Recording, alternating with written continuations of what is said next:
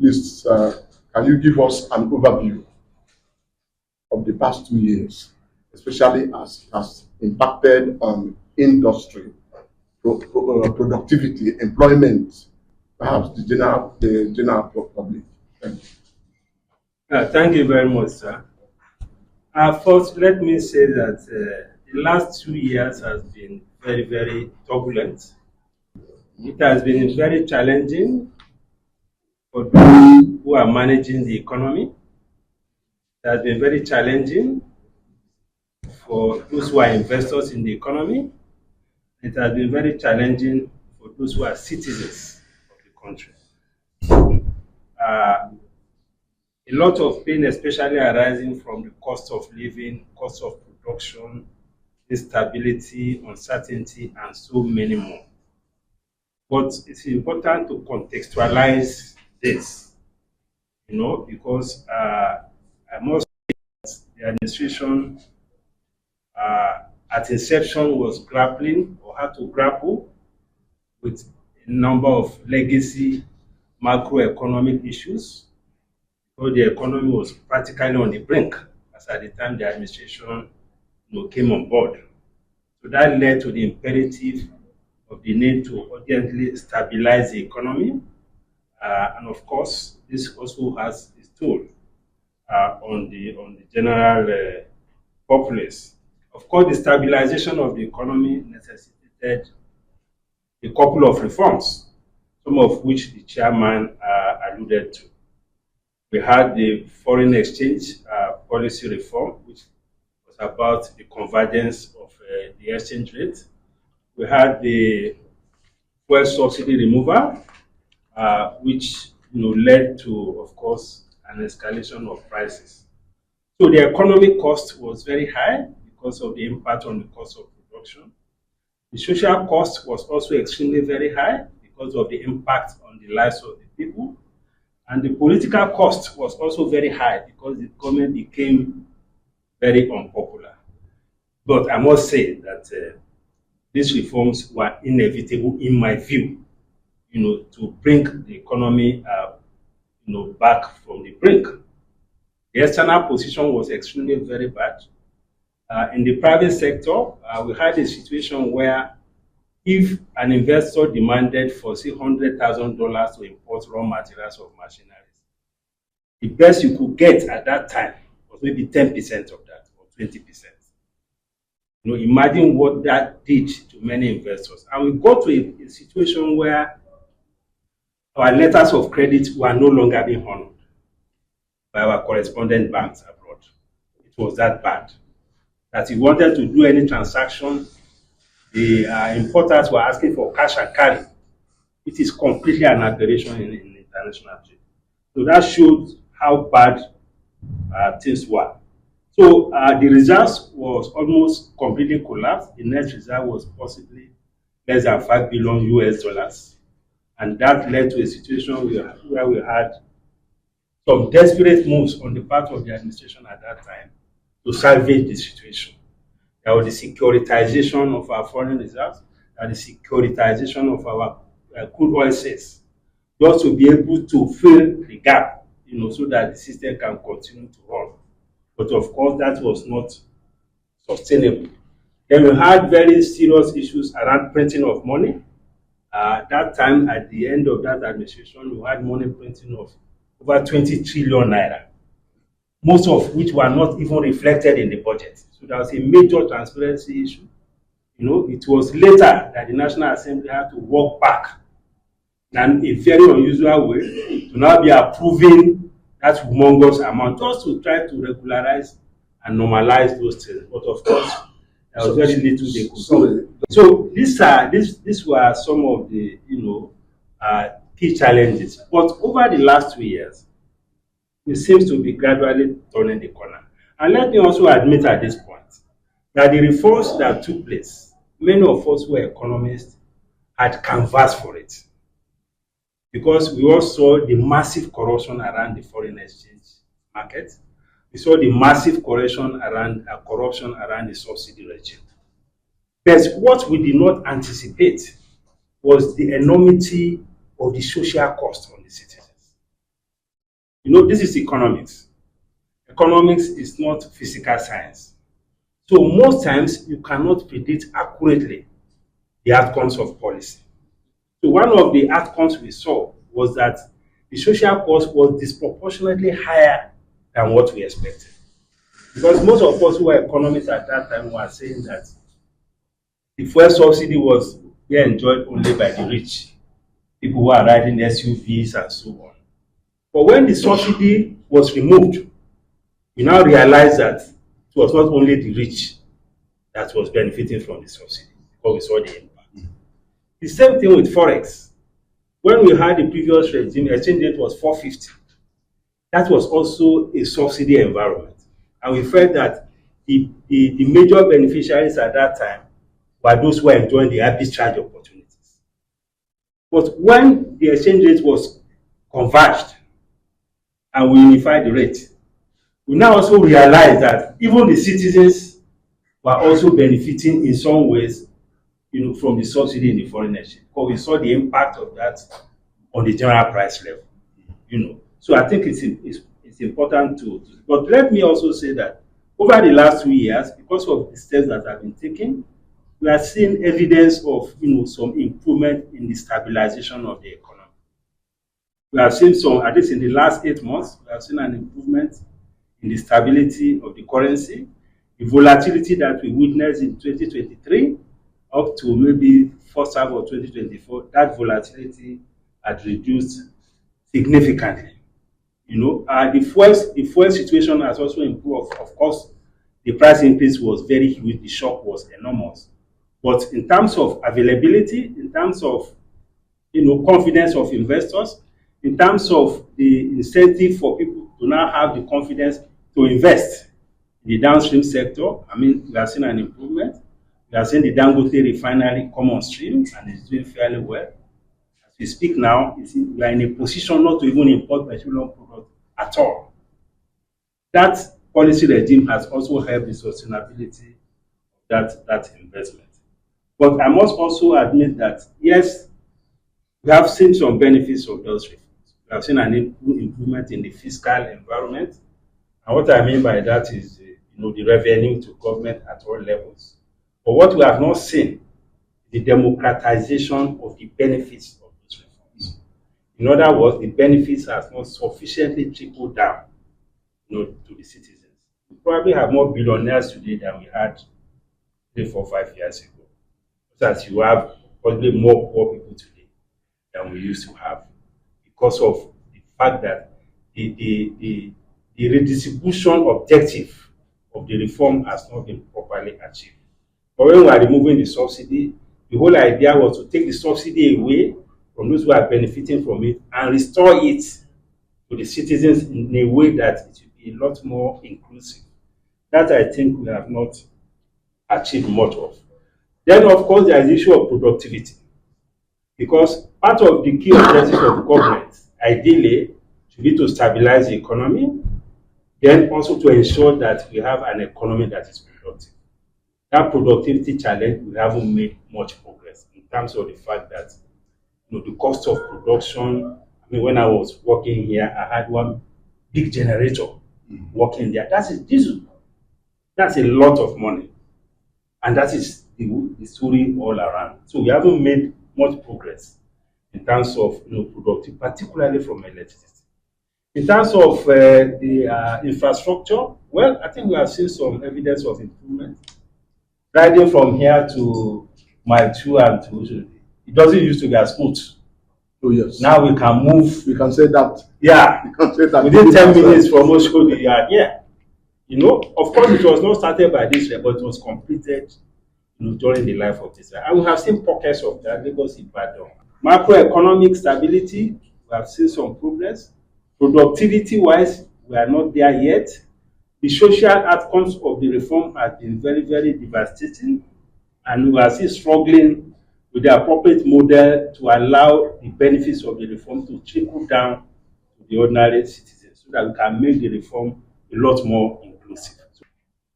We talk about security now. Even Michael Kiro, and I've even seen serving officers complain about extremely poor funding. Poor. extremely poor. You said the federal government is doing well. Yeah. Yes, to protect. Extremely poor. I know now. Not to talk of the issue of transparency in spending.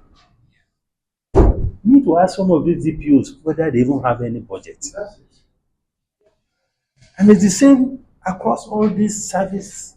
You know, I don't think there is any serious audit of how all this. I mean, if somebody is not well prepared, not well treated, and you push him to the front line, it's like asking him to go and commit suicide. I listened to the commissioner of police last week. He was receiving AIG in charge of the zone in the north, whether it is Borno or Kebbi or something. And the man was lamenting publicly on camera how his men don't have this bulletproof jacket. They don't have this, they don't have that. And yet we expect that kind of team to police such a volatile area. How would that happen? So even them, they are also children of people. They are fathers of people, they are husbands, they are wives. I mean, people also care about their own people. How do you throw somebody like that poorly equipped and say you should go and face all this? So it's a very, very big problem. Apart from the fundamental issue of funding, there's also the issue of the quality of the spending. You have a big budget every year. Defense has the biggest budget. Are we getting value for money? We need to interrogate all of these things. So I just think I need to, and of course, we need to also talk more about technology. I mean, people are using technology because it's even cheaper for you to use technology to deal with some of these things. So I don't know how much effort we are making. I mean, all sorts of places, people are using technology, Israel, many places like that. What does it cost? Is it not cheaper to use drone to go and attack than to be mobilizing about 10 people in hillocks, 10, 15, who can be ambushed and killed?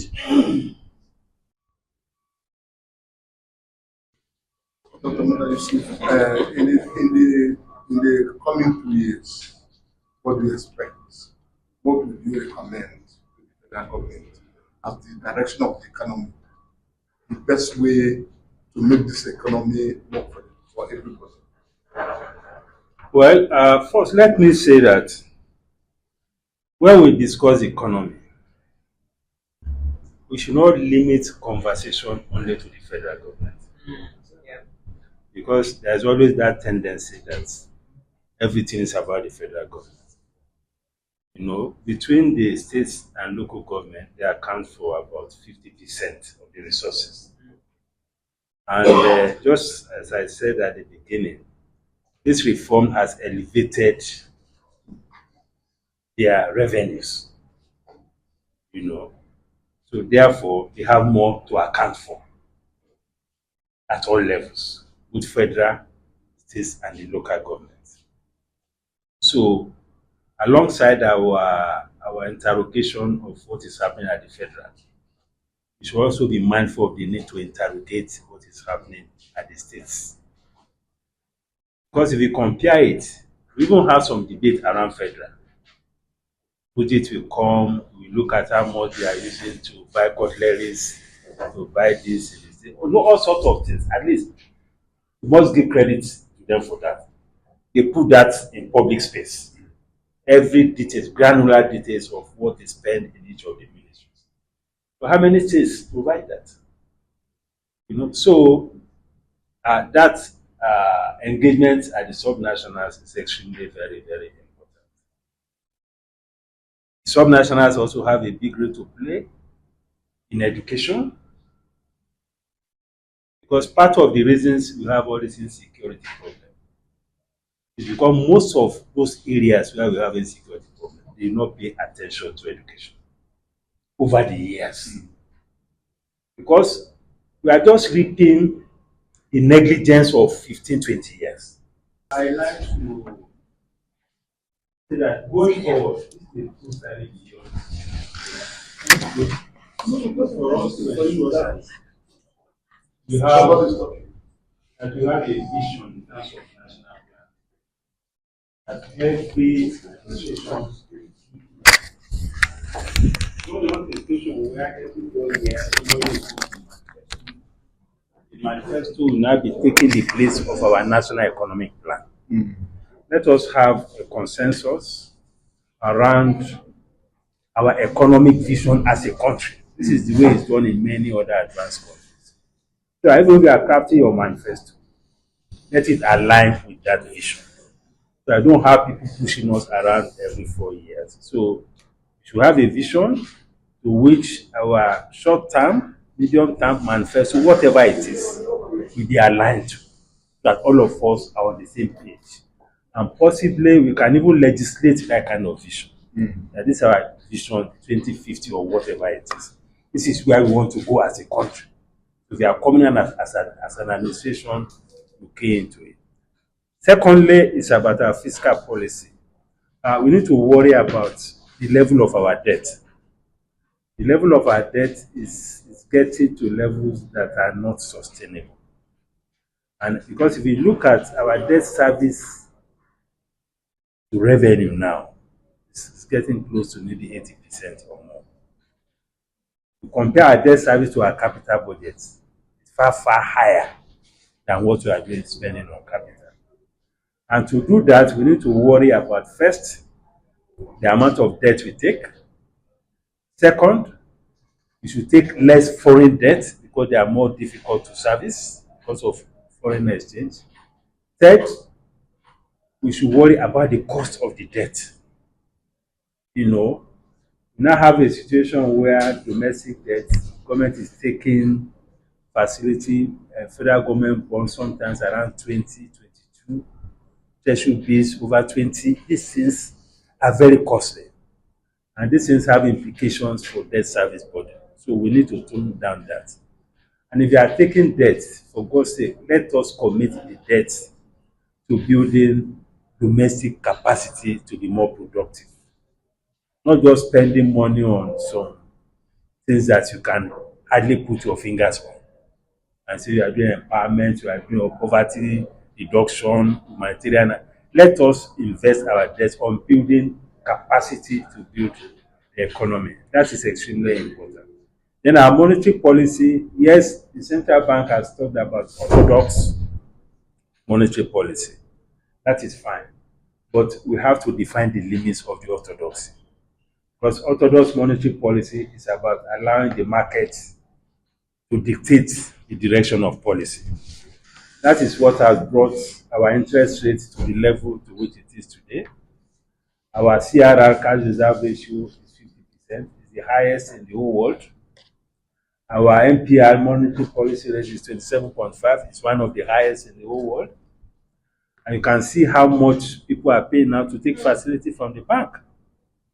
30%, 35%. What kind of investment can anybody do with that kind of interest rate? We should define the limits of this orthodox monetary policy. And we should also create a window of concessionary financing for the real sector of the economy. You cannot undertake either agriculture, construction, property investment, manufacturing with an interest rate of 30%. It cannot work. And we need the private sector to be part of this journey. They cannot be part of this journey if their source of financing is this side. So we need to look at our monetary policy. And generally, in terms of economic philosophy, we should define the limits of market economy. Yes, it is good to allow the market to guide our policies, but we should define the limits. That's what you call market failure. When market fails, that means market cannot deliver the outcomes that you want. So that means that you have to ensure government intervention to fill the gaps that the market cannot fill going forward. So we need to be conscious of that. Trade policy, we need to worry about, emphasizing revenue targets for the customs. Because the more you put pressure on them to go and generate revenue, the more they transfer the pressure to the private sector. And at the end of the day, we make investment extremely very difficult because the customer is trying to meet its revenue target. So we should have a balance You have to be conscious of the fact that if you make it easier for people to invest by reducing the pressure on them, either in terms of import duty rates or these levies at the port, it's better for the economy. If they're able to invest more, the economy will grow, and ultimately the revenue to government will grow. Then in terms of our trade policy as well, we should look at critical sectors of the economy and reduce their import duty for their raw materials. The lady, Memuna, talked about zero tariff on pharmaceuticals, raw materials in particular, and equipment. We can do something similar to those who are in food processing, for instance, to reduce their cost, because we are talking about access to food. Let us see what we can do to use fiscal policy to reduce the cost of those who are in the food processing industry, so that the cost of indomie, the cost of bread, the cost of noodles, all these things can come down, even cooking gas and so on. So we need to craft or calibrate our trade policy, to be sensitive to the cost of living. And generally, the government should do a lot more across all levels, not just the federal now, on education, on health, because not every citizen can put their children in private schools. Private schools are becoming prohibitive. And investment in education is investment in the future of the country. So if you're able to make it easier for people to have access to education, you don't say because your parent cannot afford to pay school fees, then you can't go to school. It should be regarded as a right. So we need to see more investment in education, in health, so that families will spend less of their income trying to pay school fees, trying to pay hospital bills, trying to pay for transportation. But these things are exerting a lot of pressure on family budgets. And once you have that kind of pressure, you don't have discretionary income. You don't have discretionary income. How will you be able to buy clothes, buy bags, buy things that other people are producing? And these are things that make the economy go round. So we need to do a lot more. Of course, we have discussed insecurity and all of that. So, well, it's a very big subject. Let me just stop there. These are some of the things I think we should be focusing on, at least in the next 2 years, because all these issues are about social sector. It's about making the economic management more inclusive. We don't want an economy that is leaving too many people behind. That is why I think the government should do a lot more in the area of this education, health, food systems, and public transportation. We need to see a lot more government budget going into that area. So that's my submission.